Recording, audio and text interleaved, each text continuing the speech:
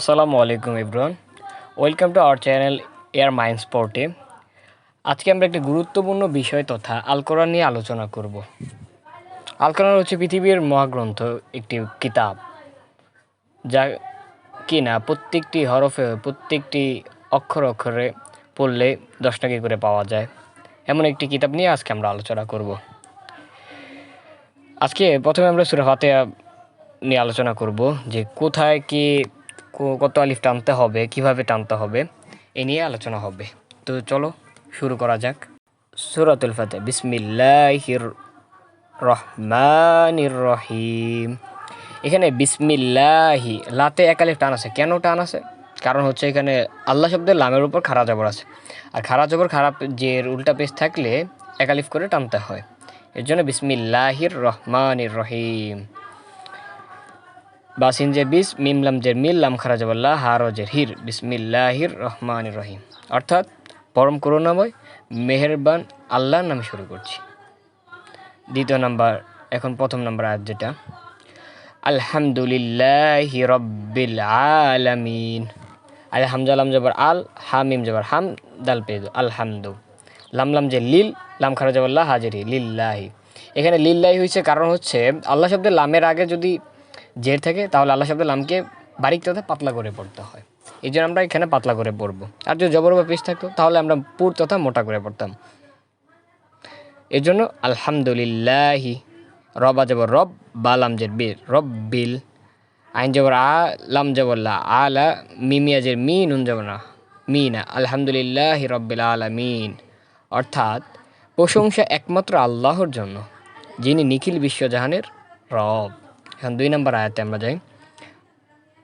আর রহমানির রহিম। হামজা র জবর আর, রহা জবর রহ, আর রহ, মিম খারা জবর মা, এক আলিফ টানতে হবে এখানে, ওই যে খারা জবর আছে। তারপর নুন রজের নির, র জবর র, হাইয়াজের হি, মিম জের মি। আর রহমানির রহিম। এখানে আমরা মিম জের মি লাস্টেরটা বাদ দিয়েছি, কারণ এখানে আমরা থেমে গেছি। থেমে গেলে জবর জের পেশ থাকলে ওটা বাদ দেওয়া যায়। অর্থাৎ যিনি পরম দয়ালু ও করুণাময়। ওকে, নেক্সট আয়াত। মালিকি ইয়াউমিদ্দিন।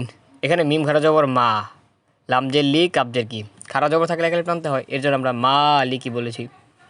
মালিকি, ইয়াও জবর ইয়াও, মিম দাল জের মিদ, দালিয়া জের দি, নুন জের নি, মিদ্দিন। মালিকি ইয়াউমিদ্দিন।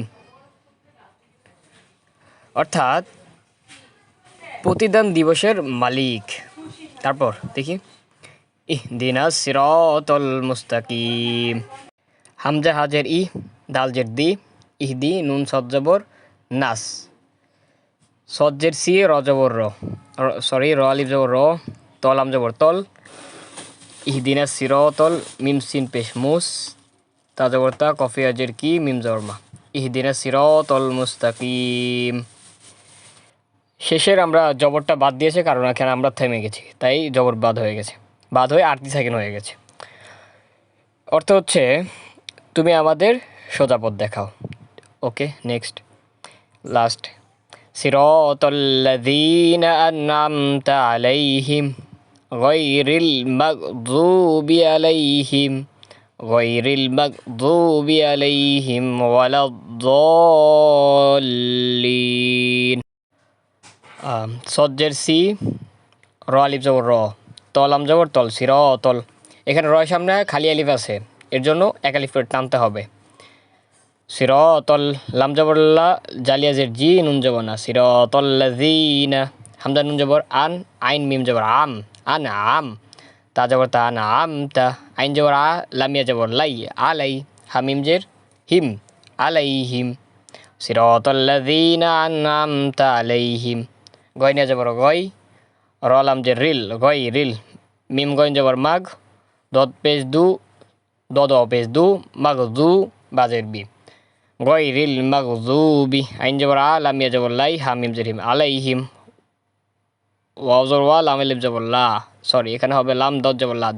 কেন লাম দদ জবর লাদ হবে? ওই যে সামনে তাসদিদ আছে, তাসদিদের পাওয়ার বেশি তো তাই। ওয়ালাদ, দদ লাম জবর দল, লামিয়া জের লি, নুন জবর না, ওয়ালাদ-দাল্লিন। এখানে দদের উপর 4 আলিফ টানা চিহ্ন আছে, তাই আমরা 4 আলিফ টানবো। অর্থাৎ তাদের পথ যাদের তুমি অনুগ্রহ করেছো, যাদের ওপর গজব পড়েনি এবং যারা পথভ্রষ্ট হয়নি। আমিন। তো এই ছিল আজকের সূরা ফাতিহার সারসংক্ষেপ তথা অর্থসহ সংক্ষিপ্ত বিশ্লেষণ। তো নেক্সট কোন ভিডিও চাও, কোন সূরার উপর চাও অবশ্যই কমেন্ট করে জানাবে। ঠিক আছে, আল্লাহ হাফিজ।